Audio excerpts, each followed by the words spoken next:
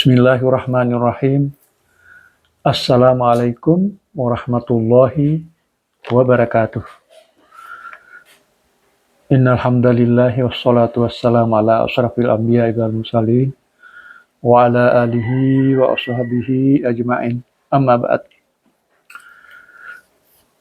Pertama-tama, marilah pada kesempatan yang berbahagia ini kita memanjatkan puji syukur kehadirat Allah Subhanahu wa taala karena atas inayah dan hidayahnya jualah sehingga kita dapat berjumpa lagi di dalam kesempatan ini dengan Haris Dakwah Channel guna menyampaikan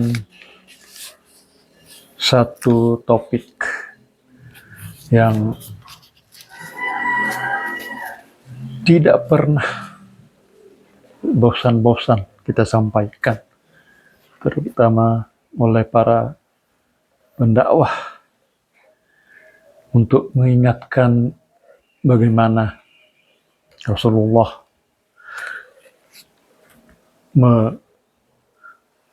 diperjalankan oleh Allah Subhanahu wa taala untuk menerima sesuatu hal yang fundamental di dalam kehidupan kita sebagai hamba Allah. Nah, yang itulah yang disebut dengan peristiwa Isra Mi'raj.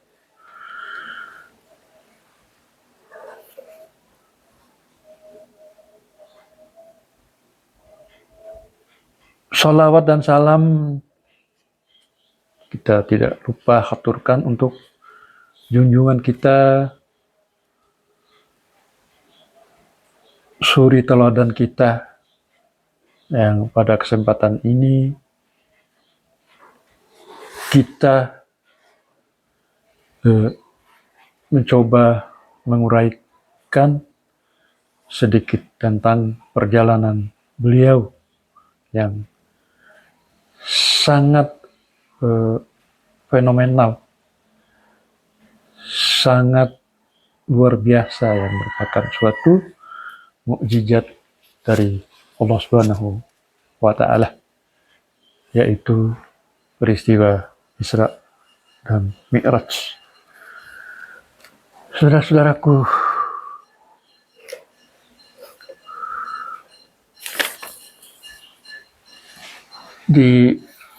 sebelum memasuki periode ini dari sirah nabawiyah atau sejarah perjalanan Nabi Muhammad SAW di dalam menyebarluaskan agama Islam, maka beliau melakukan atau menawarkan Islam kepada kabilah-kabilah dan individu selama beberapa saat lamanya. Jadi selain dari orang-orang beriman dari penduduk Mekah, maka ada juga orang-orang yang di luar dari Mekah yang mengikuti beliau, seperti halnya penyair yang cerdas Suwaid bin As-Samit dari Yasrib dulu ya, sekarang adalah Madinah, dan Iyas bin Mu'az, pemuda yang juga berasal dari Yasrib, kemudian Abu Dzar Al-Ghifari yang kita kenal sahabat mulia, merupakan salah satu penduduk desa di pinggiran Yasrib. Lalu setelah itu juga Tufail bin Amru ad-Dusai adalah orang terpandang penyair cerdas dan menjadi pemimpin kabilahnya, Daus. Kabilah memiliki pemerintahan independen atau mirip dengan pemerintahan yang menguasai beberapa wilayah di Yaman. Kemudian Dimad al-Azli, laki ini berasal dari kabilah Azdi Shanu'ah yang ada juga di Yaman. Lalu ada 6 orang yang tercatat dari penduduk Yathrib pada musim haji tahun ke-11 kenabian bertepatan dengan bulan Juli di tahun 620 Masehi. Dakwah Islam telah menemukan bibit-bibit yang bagus, sehingga hanya dalam waktu yang singkat, bibit itu telah tumbuh berkembang menjadi pohon yang rindang. Nah, setelah Rasulullah berjalan melewati Aqabah di Mina, beliau mendengar suara sekelompok orang yang sedang berbincang-bincang. Rasulullah pergi menuju sumber suara dan menemui mereka, dan ternyata mereka adalah 6 pemuda Yathrib dari suku Khazraj. Mereka itu adalah As'ad bin Jurarah dari Bani Najjar, Auf bin Al-Harits bin Rifa'ah bin Afra dari Bani Najjar, Rafi bin Malik bin Al-Ajlan dari Bani Zuraik, Qutbah bin Amir bin Hadidah dari Bani Salamah, Uqbah bin Amir bin Nabi dari Bani Haram bin Ka'ab, Jabir bin Abdillah bin Ri'ab dari Bani Ubaid bin Ghanam. Ya, setelah bertemu dengan sumber tersebut, beliau bertanya kepada mereka, siapakah kalian? Kami sekumpulan suku Khazraj, jawab mereka. Kalian sekutu orang-orang Yahudi? Iya, balas mereka. Beliau berkata lagi, bisakah kalian memberiku sedikit waktu sehingga kita bisa berbincang-bincang? Baiklah, sahut mereka. Ya, saudaraku, setelah mereka duduk bersama Rasulullah, beliau menjelaskan hakikat agama Islam dan dakwahnya kepada mereka. Beliau juga menyuruh mereka untuk beriman kepada Allah Subhanahu wa taala dan tidak lupa membacakan ayat-ayat Al-Qur'an kepada mereka. Sebagian mereka berkata, "Wahai kaumku, tahukah kalian jika ada di depan kita ini adalah nabi yang diceritakan kaum Yahudi kepada kalian? Jangan sampai mereka mendahuluimu. Bersegeralah kalian menyambut seruannya." Dan akhirnya semua mereka masuk Islam. Nah, mereka semua kembali ke Yathrib dengan membawa serta risalah Islam dan mendakwahkannya di tengah kaumnya. Selang beberapa waktu, tidak tersisa satu rumah kaum Ansar pun, melainkan mereka mengikuti risalah ini dan menyebut-nyebut nama Rasulullah di bilik-bilik mereka. Saudaraku yang saya muliakan, sebelum Isra Mi'raj, peristiwa yang terjadi yang sangat berdekatan dengan peristiwa Isra. Setelah meninggalnya kerabat-kerabat orang terkasih dari Rasulullah SAW, pamannya Abu Talib dan istri tercinta beliau, Khadijah Al-Kubra, maka peristiwa penting yang terjadi adalah pernikahan Rasulullah SAW dengan Aisyah binti Abu Bakar. Nah, pada bulan Syawal tahun ke-11 kenabian, Rasulullah menikahi Aisyah As-Siddiq radhiyallahu anhu. Ketika itu Aisyah berumur 6 tahun. Beliau baru tinggal serumah dengan Aisyah setelah beliau hijrah ke Madinah. Tepatnya pada bulan Syawal tahun pertama hijrah setelah Aisyah berumur 9 tahun. Nah, itulah peristiwa yang berdekatan atau yang amat dekat dengan peristiwa Isra Mi'raj. Nah, saudaraku, saat Rasulullah SAW masih di periode ini dan dakwah Islam berada di antara keberhasilan dan tekanan, nampak kalau cahaya bintang dari kejauhan, yaitu dengan peristiwa Isra Mi'raj.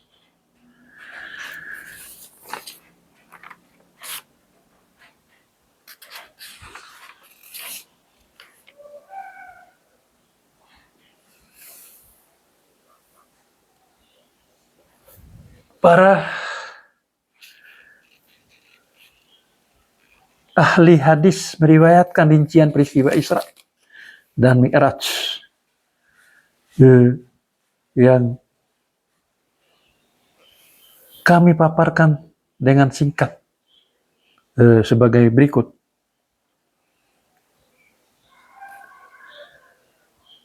Namun demikian,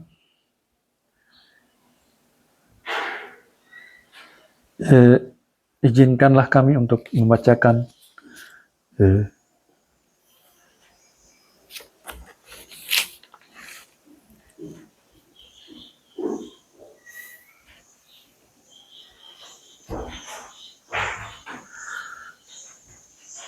turunnya ayat yang berkaitan dengan ini, yaitu peristiwa Isra, yaitu di surat Al-Isra ayat 1.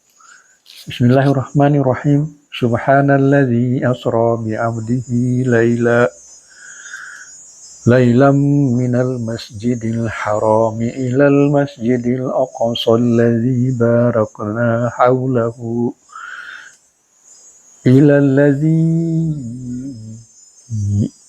alladzi barakna haulahu linuriyahu min ayatina innahu huwas samiul basir. Artinya, Maha suci Allah yang telah memperjalankan hambanya Muhammad pada malam hari dari Masjidil Haram ke Masjidil Aqsa yang telah kami berkahi sekelilingnya agar kami perlihatkan kepadanya sebagian tanda-tanda kebesaran kami. Sesungguhnya Dia Maha mendengar, Maha melihat. Saudaraku, sebagaimana yang saya sampaikan tadi, para ahli hadis meriwayatkan rincian peristiwa Isra dan Mi'raj yang dapat kami sampaikan secara singkat, yaitu Ibnu Qayyim berkata, menurut riwayat yang sahih disebutkan bahwa Rasulullah diisrakan dengan jasadnya dari Masjidil Haram menuju Baitul Maqdis dengan mengendarai burak dan ditemani oleh malaikat Jibril. Setelah Rasulullah turun di Baitul Maqdis, beliau melaksanakan sholat dan mengimami para nabi yang lain. Beliau menambatkan buraknya di pintu masjid. Pada malam itu juga beliau dinaikkan dari Baitul Maqdis menuju langit dunia atau langit lapis pertama. Jibril minta agar pintu langit dibuka, maka terbukalah pintu langit pertama untuknya. Di sana Rasulullah melihat Nabi Adam, moyang seluruh manusia.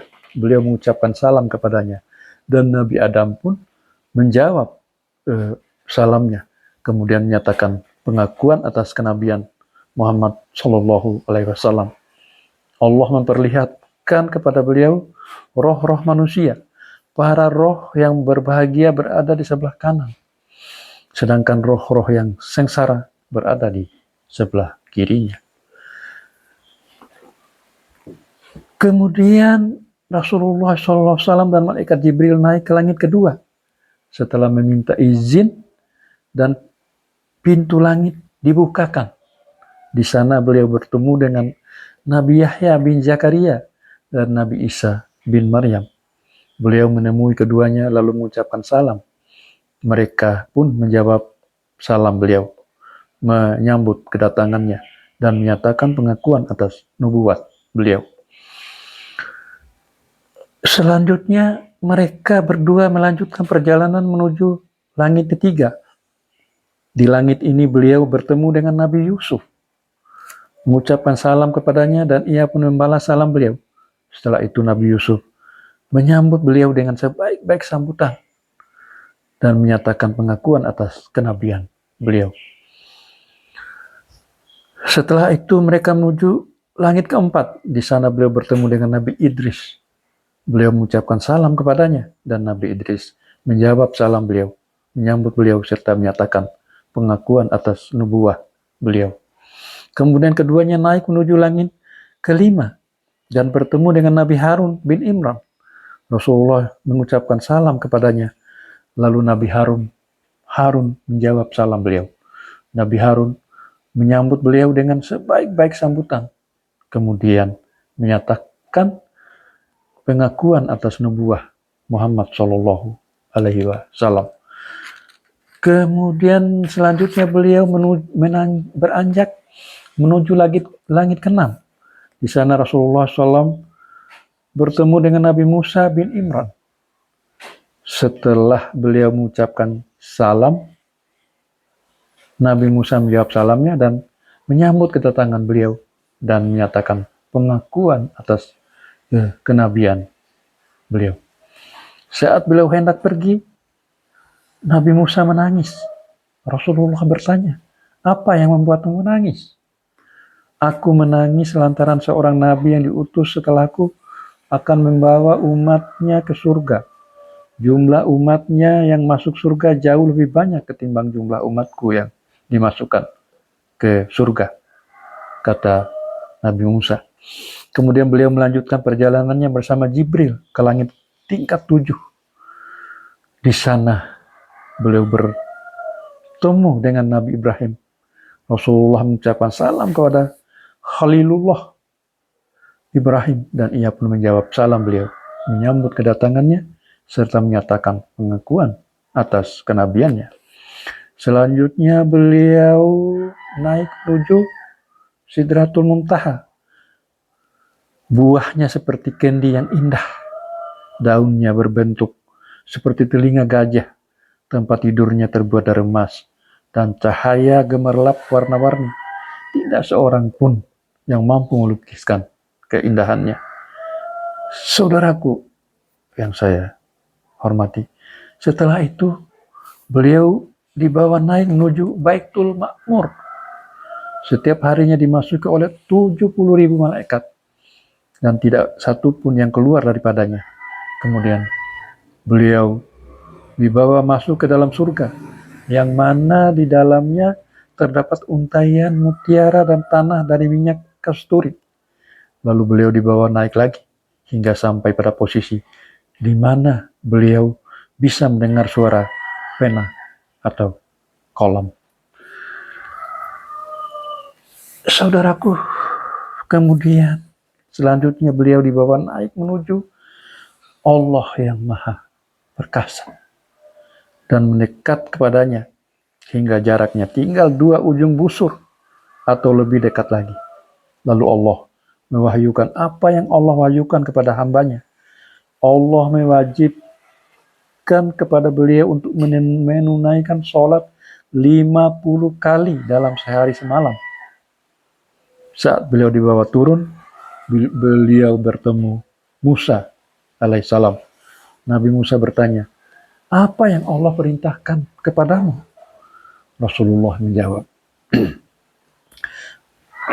"Allah mewajibkan sholat 50 kali dalam sehari semalam."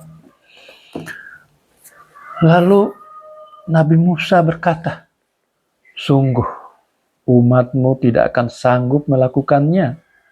Temuilah kembali Rabbmu dan mintalah agar Allah memberikan keringanan buat umatmu."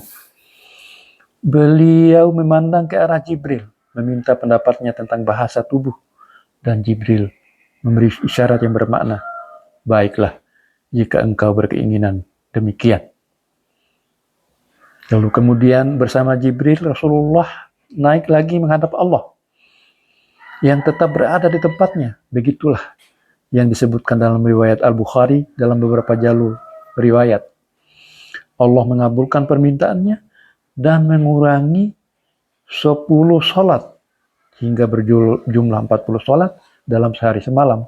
Kemudian beliau turun dan berjumpa dengan Musa dan mengabarkannya. Lagi-lagi Nabi Musa memerintahkan beliau agar kembali dan meminta keringanan.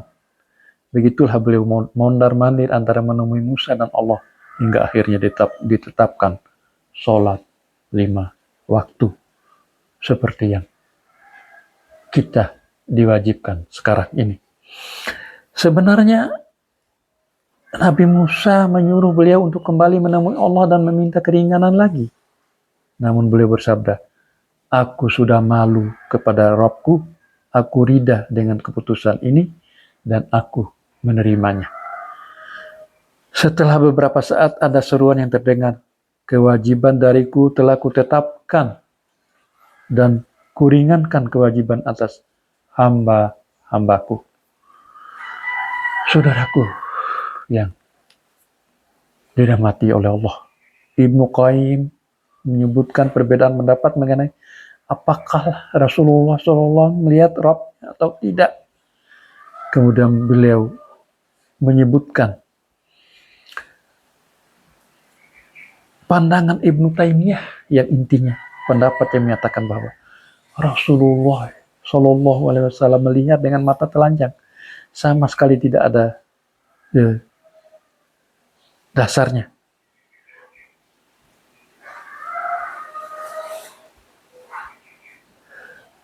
Pendapat tersebut sama sekali tidak pernah dinyatakan oleh para sahabat. Adapun riwayat Ibnu Abbas yang menyatakan bahwa beliau melihat Rabbnya secara umum dan melihatnya dengan hati, maka sama sekali tidak bertentangan.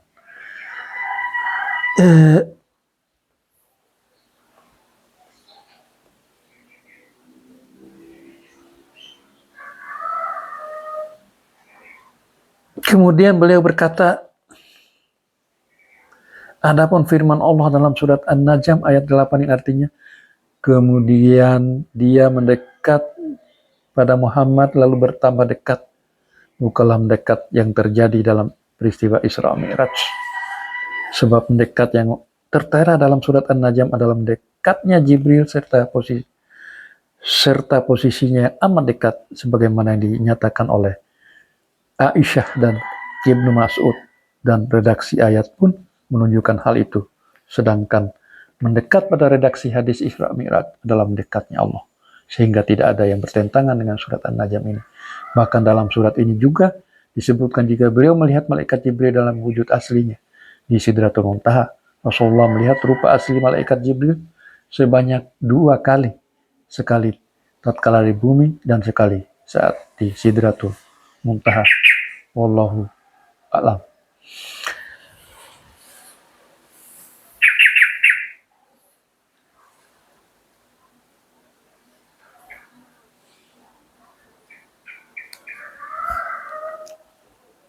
Pada sebagian jalur, tidak apa kita sampaikan secara utuh ya. Pada sebagian jalur periwayatan sebutkan bahwa pada peristiwa ini untuk kedua kalinya dada Rasulullah dibelah dalam perjalanan Isra dan Mi'raj ini. Banyak peristiwa yang terekam selama perjalanan beliau, di antaranya Rasulullah SAW ditawari air susu dan khamar, lalu beliau memilih susu, sehingga dikatakan kepada beliau, pilihanmu sesuai dengan fitrah. Jika saja engkau memilih khamar, niscaya umatmu akan sesat. Beliau ditampakkan ke 4 sungai yang mengalir dari Sidratul Muntaha, yang 2 terlihat jelas dan 2 lagi samar-samar. Yang nampak jelas adalah sungai Nil dan sungai Efrat. Adapun yang terlihat samar adalah 2 sungai yang berada di surga. Boleh jadi dengan ditampakkannya sungai Nil dan Efrat kepada beliau sebagai pertanda dan kabar gembira bahwa Islam akan menguasai tempat di antara kedua sungai ini di kemudian hari. Rasulullah diperlihatkan sosok malaikat penjaga neraka yang berwajah masam tidak pernah tersenyum dan tidak ada keramahan sama sekali. Beliau juga melihat surga dan neraka. Ditampakkan kepada beliau gambaran siksaan bagi para pemakan harta anak yatim secara zolim. Bibir mereka seperti bibir onta. Mereka mengambil sepotong bara api di neraka dengan bibir, memakannya, dan seketika langsung keluar dari duburnya. Na'udzubillah min zalik. Kemudian beliau diperlihatkan gambaran pemakan harta riba. Mereka memiliki perut yang berukuran sangat besar, sampai-sampai pemiliknya tidak bisa beranjak dari tempatnya. Para pengikut Fir'aun melewati mereka tatkala mereka digiring menuju neraka dan menginjak-injaknya. Kemudian selanjutnya Rasulullah juga diperlihatkan gambaran para pelaku zina. Di sebelah kanannya dan daging berminyak yang baik, dan di sebelahnya lagi ada daging jelek lagi busuk. Mereka justru memakan daging yang jelek lagi busuk dan meninggalkan daging yang baik. Beliau juga melihat gambaran wanita-wanita yang suka memasuki tempat kaum laki-laki yang bukan mahramnya. Beliau melihat mereka terlilit payudaranya sendiri. Beliau melihat kawanan kafilah dari penduduk Mekah yang pulang pergi. Beliau menunjukkan seekor unta mereka yang terlepas. Beliau juga meminum air dari bejana mereka yang tertutup ketika mereka tidur.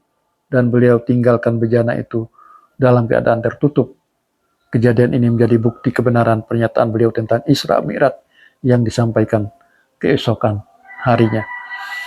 Saudaraku yang saya muliakan, Ibnu Qayyim berkata, pagi harinya ketika Rasulullah berada di tengah kaumnya, beliau mengabarkan tanda-tanda kekuasaan Allah yang agung yang diperlihatkan kepada beliau.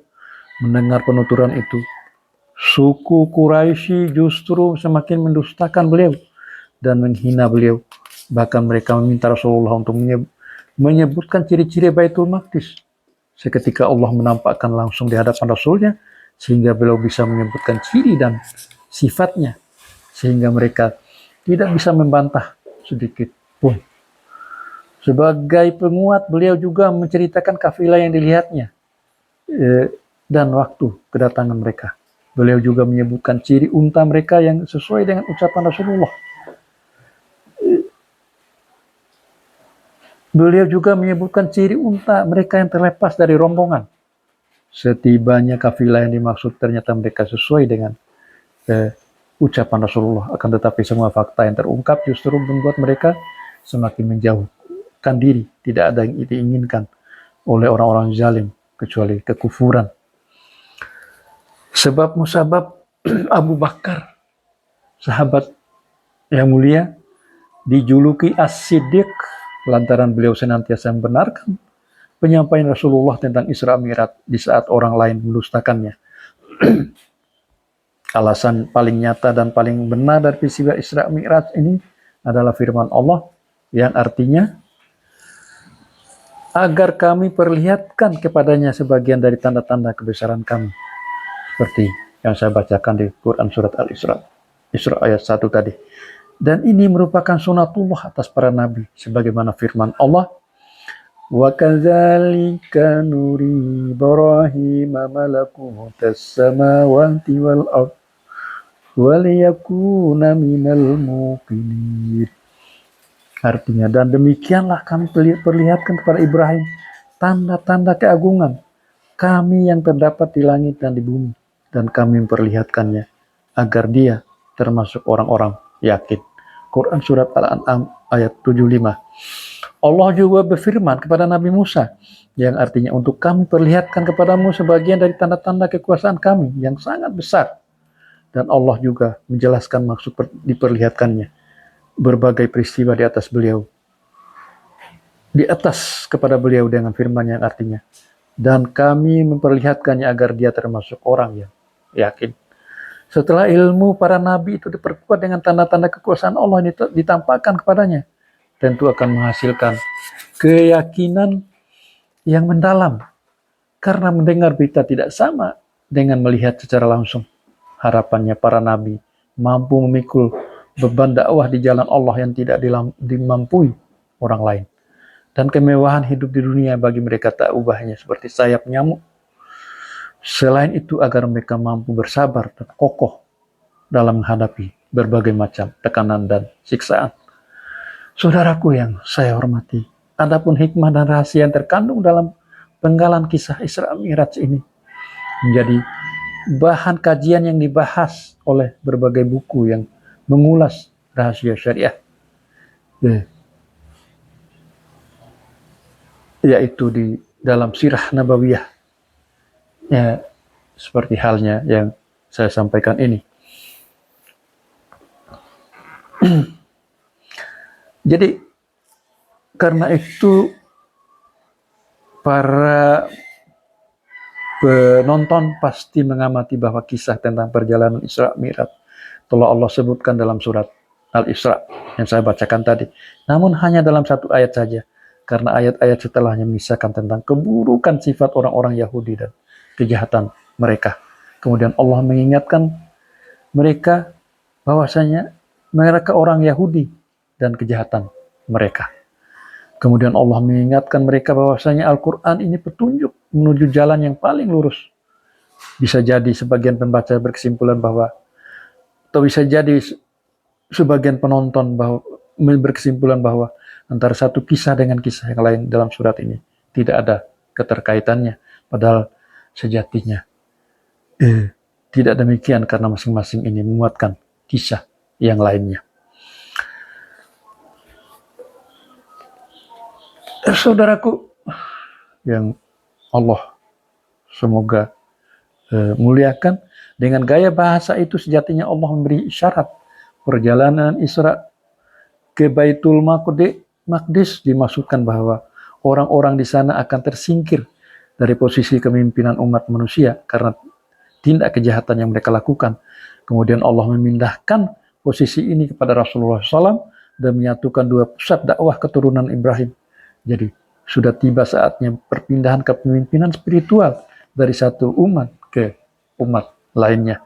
Dari umat yang sejarah perjalanannya dipenuhi dengan tipu daya, pengkhianatan, kedurhakaan, dan permusuhan, yaitu umat dari umat Yahudi, Bani Israel, umat Nabi Musa, menuju umat yang dipenuhi kebenaran, kebaikan, nabinya, dan nabinya senantiasa dibimbing wahyu Al-Quran yang akan membawa kepada jalan lurus, yaitu Rasulullah Muhammad SAW.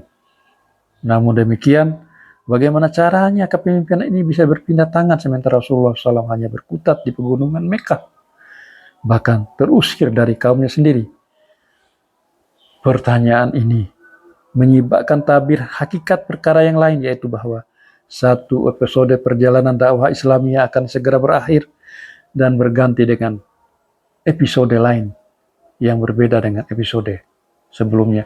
Hal itu ditunjukkan dengan beberapa ayat Al-Quran yang turun dan membawa berita ancaman serta peringatan keras yang ditujukan kepada kaum musyrikin. Wa idza aradna an nuhlika qaryatan amarna mutrafiha fafasaqu fiha fahaqqa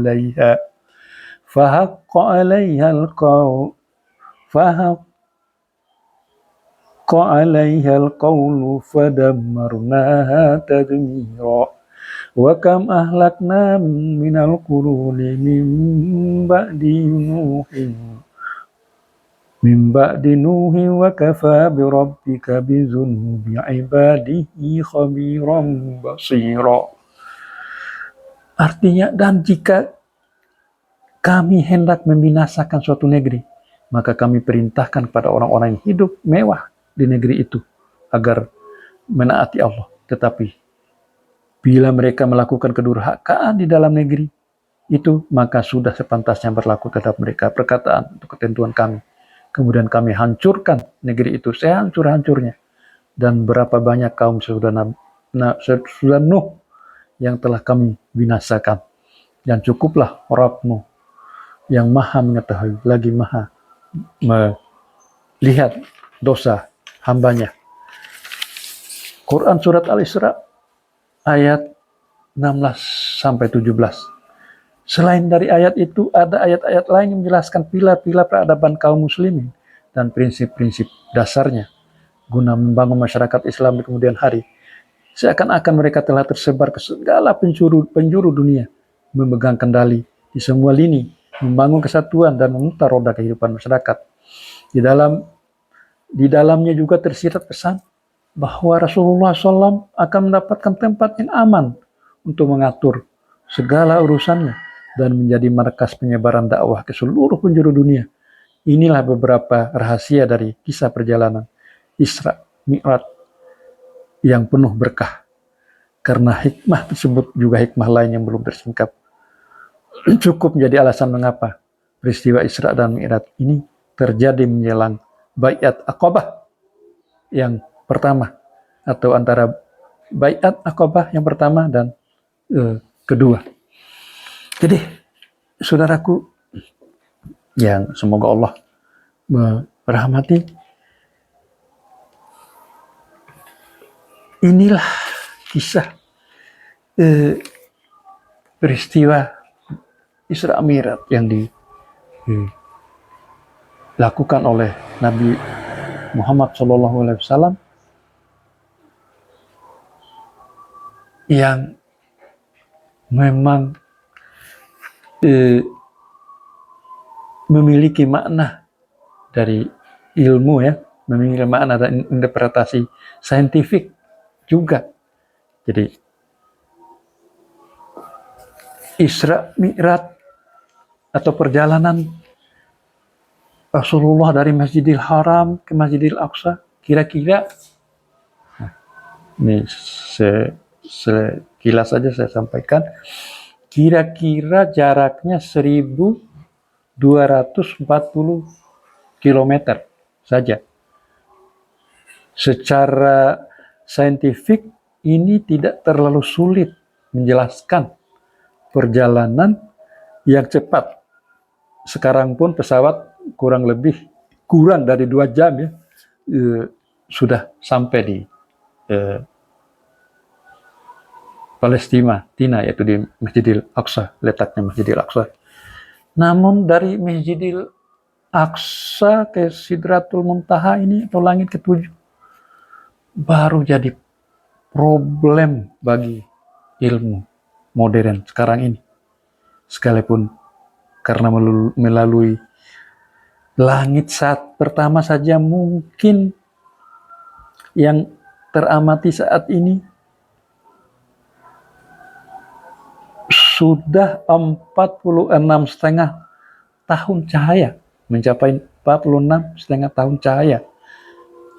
Apalagi langit berikutnya sampai langit ke-7. Subhanallah, ya.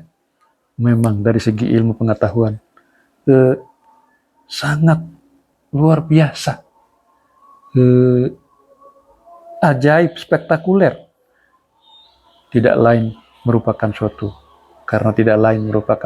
di luar dari ilmu, adalah merupakan suatu mukjizat yang sangat fenomenal, spektakuler, luar biasa. Subhanallah, yang sampai saat ini masih sulit dijelaskan. Wallahu ta'ala alam. Demikianlah penyampaian dari sejarah Nabi Muhammad SAW, Sirah Nabawiyah di episode ke-17 ini. Semoga menambah wawasan dan khazanah pengetahuan kita tentang Isra dan Mi'raj. Terima kasih atas atensi, perhatian dari saudara-saudaraku. Semoga bermanfaat. Wabillahi taufiq wal hidayah. Wassalamualaikum warahmatullahi wabarakatuh. Sehat-sehat selalu dan tetap semangat.